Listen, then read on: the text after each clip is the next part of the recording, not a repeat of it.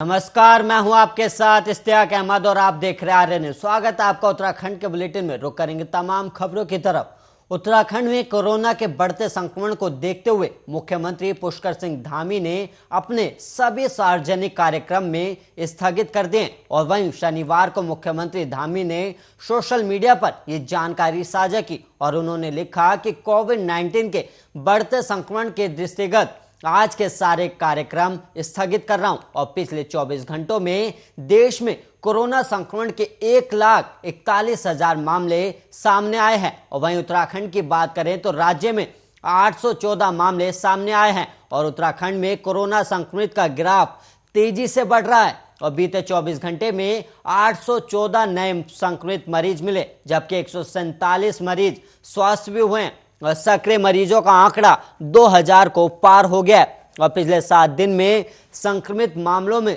7 गुना की बढ़ोतरी हुई है और कुल संक्रमितों की संख्या काफी बढ़ गई है। और राज्य में तेजी से बढ़ते कोरोना संक्रमित मामलों को देखते हुए शासन स्तर पर स्वास्थ्य सेवाओं की तैयारियों की लगातार निगरानी की जा रही है। और शुक्रवार को मुख्य सचिव डॉक्टर एस.एस. संधू ने कोरोना संक्रमण की रोकथाम और बचाव के लिए नोडल अधिकारियों की बैठक भी ली और उन्होंने निर्देश दिए कि संक्रमण से बचाव के लिए तैयारियों में किसी तरह से ढील ना हो और पीएचसी और सीएचसी स्तर पर पर्याप्त मात्रा में दवाइयों और आवश्यक चिकित्सा उपकरण उपलब्ध कराए जाएं।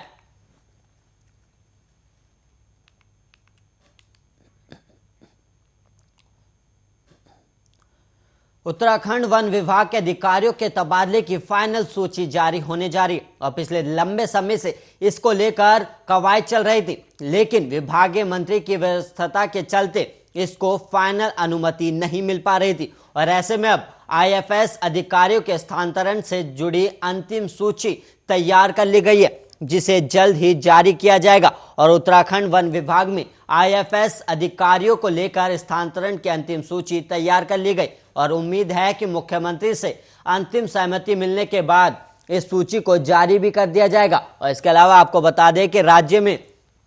आईएफएस अधिकारियों के वन मुख्यालय से लेकर फील्ड तक कुछ संशोधन के साथ बदला जाना है और इसमें खासतौर पर डीएफओ के तबादले होने हैं। और वहीं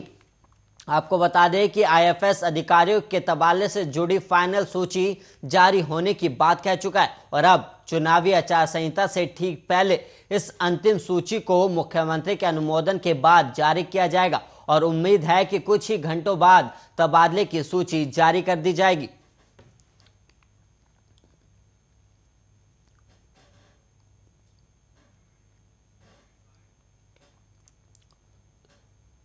उत्तराखंड में कोरोना के बढ़ते मामलों के बाद अब देहरादून आरटीओ कार्यालय पर कोरोना का साया पड़ गया और शुक्रवार को कार्यालय में एक कर्मचारी कोरोना पॉजिटिव आया था और इसके बाद सभी कर्मचारियों को कोरोना टेस्टिंग के निर्देश भी दिए गए थे। और वहीं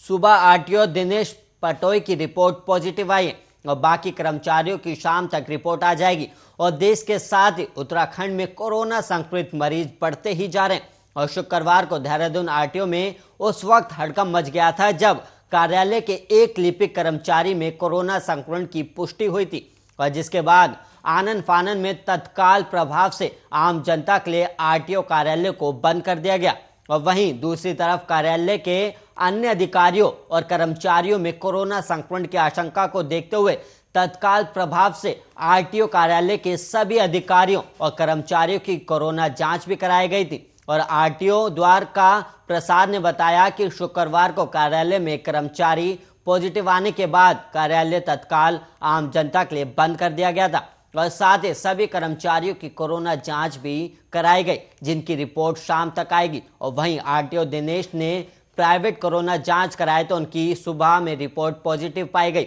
और उनकी हालत अभी स्थिर बताई जा रही है।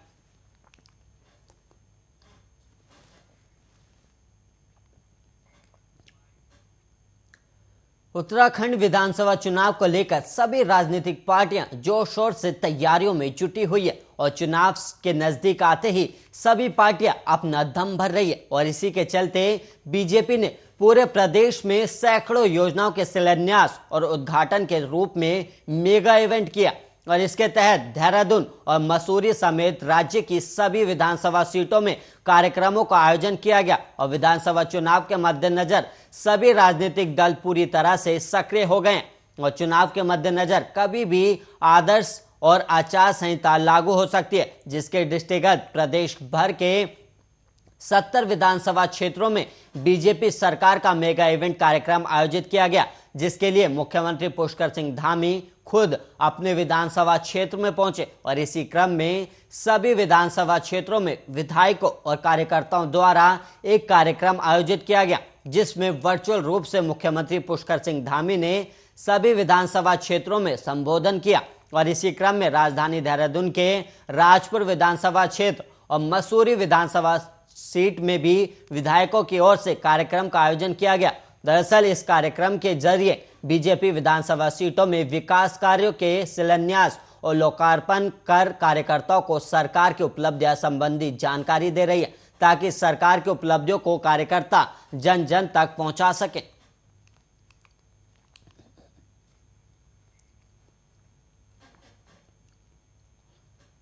और वहीं उत्तराखंड के मुख्यमंत्री पुष्कर सिंह धामी को आज श्रीनगर जाना था और यहां से अखिल भारतीय विद्यार्थी परिषद का 3 दिवसीय प्रांतीय अधिवेशन शुरू हो रहा है और सीएम धामी का ये दौरा रद्द हो गया। दरअसल उत्तराखंड में कोरोना के मामले लगातार तेजी से बढ़ रहे हैं और इसी कारण कोरोना की नई गाइडलाइन भी जारी की गई है और मुख्यमंत्री धामी ने दौरा रद्द होने की जानकारी ट्वीट करके दी और उन्होंने लिखा कि कोविड-19 के बढ़ते संक्रमण को देखते हुए आज के सारे सार्वजनिक कार्यक्रम स्थगित कर रहा हूं और मुख्यमंत्री पुष्कर सिंह धामी को करीब दोपहर 1 बजे अखिल भारतीय विद्यार्थी परिषद के 3 दिवसीय प्रांतीय अधिवेशन का उद्घाटन करना था और अब सीएम इसमें श्रीनगर में शामिल नहीं हो पाएंगे और मुख्यमंत्री पुष्कर सिंह धामी को दोपहर 2 बजे सीडीएस विपिन रावत के नाम से श्रीनगर के श्रीकोट में बने देश के पहले खेल स्टेडियम का भी उद्घाटन करना था और कोरोना के बढ़ते केसों के कारण मुख्यमंत्री का दौरा रद्द हो गया है।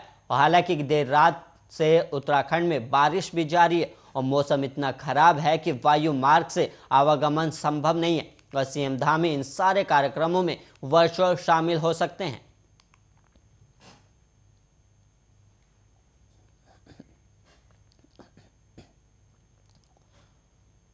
वहीं धर्म नगरी हरिद्वार में आयोजित धर्म संसद हेट स्पीच मामले में प्रशासन सख्त नजर आ रहा है और ऐसे में जिलाधिकारी ने मीडिया से मुखातिब होते हुए कहा कि किसी भी वर्ग को माहौल खराब करने नहीं दिया जाएगा। जो भी वर्ग हरिद्वार में माहौल खराब करने की कोशिश करेगा उससे प्रशासन द्वारा सख्ती से निपटा जाएगा। और वहीं कोरोना के बढ़ते मामलों को लेकर उन्होंने कहा कि कोविड गाइडलाइन का पालन करने के निर्देश भी जारी किए गए। और इसके अलावा आपको बता दें कि धर्म संसद हेट स्पीच मामले में पुलिस प्रशासन अपने स्तर से कार्रवाई में जुटा है और इस मामले में 5 लोगों के खिलाफ मुकदमा दर्ज भी किया गया और साथ ही इस मामले में 4 लोगों के खिलाफ पुलिस को तहरीर दी गई है। और ऐसे में अब जिलाधिकारी स्पष्ट कर दिया है कि हरिद्वार में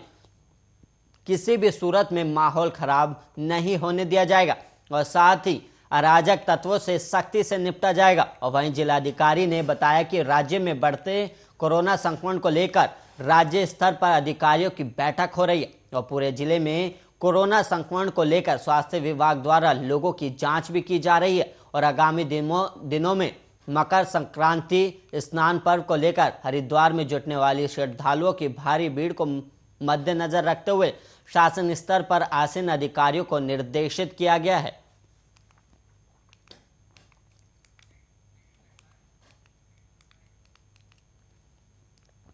उत्तराखंड में बारिश और बर्फबारी का दौर जारी है और इसी क्रम में पहाड़ों की रानी मसूरी में देर रात से हो रही बारिश से तापमान में भारी गिरावट दर्ज की गई और मसूरी के पास धनोल्टी, सुवाखोली, सुरकंडा देवी और अन्य ऊंचाई वाले इलाकों में बर्फबारी शुरू हो गई है और मसूरी में हो रही बारिश और आसपास बर्फबारी से तापमान में भारी गिरावट दर्ज की गई और ठंड से लोगों का हाल बेहाल है और ठंड से बचने के लिए लोग गर्म कपड़ों और अलाव का सहारा ले रहे हैं और मसूरी के पास धनोल्टी और सुवाखोली में हो रही बर्फबारी का पर्यटक जमकर आनंद भी लेते दिखाई दिए और वहीं सुरकंडा देवी के दर्शन के लिए भी कई श्रद्धालु पहुंचे हुए हैं जो बर्फबारी का जमकर आनंद ले रहे हैं और मौसम विभाग ने अगले 3 दिनों तक ऊंचाई वाले क्षेत्रों में बर्फबारी और बारिश का अनुमान जताया और साथ ही बारिश और बर्फबारी की चेतावनी के बाद प्रशासन भी अलर्ट मोड पर है और मसूरी और आसपास के क्षेत्रों में बर्फबारी होने के बाद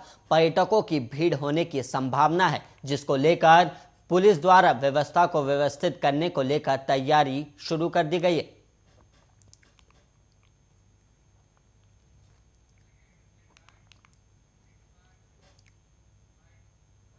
जिले के ऋषिकेश में 2 दिवसीय बॉडी बिल्डिंग प्रतियोगिता का आयोजन किया गया और प्रतियोगिता में प्रदेश भर के कई हिस्सों से प्रतिभागियों ने हिस्सा लिया और इस प्रतियोगिता में खास बात यह रही कि ऋषिकेश में पहली बार महिला पावर लिफ्टिंग प्रतियोगिता का भी आयोजन किया गया, जिसमें महिलाओं ने बढ़ चढ़कर भाग लिया। और इसके अलावा आपको बता दें कि ऋषिकेश में आयोजित पावर लिफ्टिंग प्रतियोगिता में ऋषिकेश की महिला प्रतिभागी प्रिया धाकड़ में 135 किलोग्राम वजन उठाकर जीत हासिल की और वहीं पुरुषों की प्रतियोगिता देर रात तक चलती रही और बॉडी बिल्डिंग के खिलाड़ी संजीव चौहान ने बताया कि उन्हें और उनके द्वारा पिछले 14 सालों से इस तरह का आयोजन किया जा रहा है और इसी तरह के आयोजनों से युवा फिट और तंदुरुस्त रहने के साथ साथ नशे से भी दूर रहते हैं और ऐसे आयोजन लगातार होते रहने चाहिए। और एसोसिएशन के अध्यक्ष शैलेंद्र बिष्ट ने बताया कि यह प्रतियोगिता 2 दिवसीय है और इसमें पुरुषों के साथ साथ महिला खिलाड़ी भी हिस्सा ले रही हैं और उन्होंने कहा कि युवाओं को स्वास्थ्य के प्रति जागरूक करने का कार्य भी ऐसी प्रतियोगिता की वजह से ही होती है।